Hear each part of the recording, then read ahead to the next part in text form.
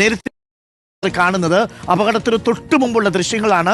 മീനാക്ഷി പാലത്തിന്റെ തൊട്ടിപ്പുറത്ത് നിൽക്കുമ്പോൾ മണ്ണ് ഒലിച്ചു വരുന്ന സമയത്തുള്ള ദൃശ്യങ്ങളാണ്. അവിടെ നിന്ന് ആളുകൾ ഓടുന്നത് കാണാം. വലിയ രീതിയിൽ മണ്ണ് ഒലിച്ചു വരുന്നതും പ്രേക്ഷകർക്ക് കാണാം. ഒരു ടാങ്കർ അടക്കം അവിടെ നിന്ന് നീങ്ങി വരുന്നതും പ്രേക്ഷകർക്ക് കാണാം. റോഡിൽ പാർക്ക് ചെയ്തിരുന്നൊരു ടാങ്കർ അടക്കം, ഒരു ജീപ്പ്, അതേപോലെ അവിടെ ഉണ്ടായിരുന്ന ബൈക്കുകൾ, ഇതെല്ലാം നീങ്ങിപ്പോരുന്നത് കാണാം. അത്രമേൽ ശക്തിയോടു കൂടിയാണ് മുകളിൽ നിന്ന് തന്നെ മണ്ണ് ഒലിച്ചു വന്നത്. മുകളിൽ നിന്ന് മലയുടെ ഒരു ഭാഗം അടർന്ന് നേരത്തെ പറഞ്ഞ ഈ ഷോർട്ട് കോൺക്രീറ്റ് സ്ട്രക്ചറിന്റെ ആ ഭാഗം, സോയിൽ പിന്നിങ് ചെയ്തിരുന്ന ഭാഗം, അത് ദുർബലമായിരുന്നു. ആ ഭാഗം പൂർണ്ണമായും ഇളകി അവിടെ കൂട്ടിയിട്ടിരുന്ന മണ്ണടക്കമാണ് ഈ മീനാക്ഷി പാലത്തിലേക്കും മേപ്പാടി ചൂരൽമല റോഡിലേക്കും വന്ന് വീഴുന്നത്. ആ ദൃശ്യങ്ങളാണ് പ്രേക്ഷകർ കാണുന്നത്.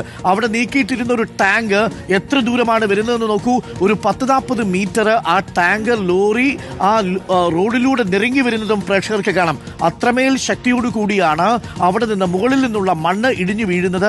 അവിടെ ആളുകൾ, ആ ഭാഗത്തുണ്ടായിരുന്ന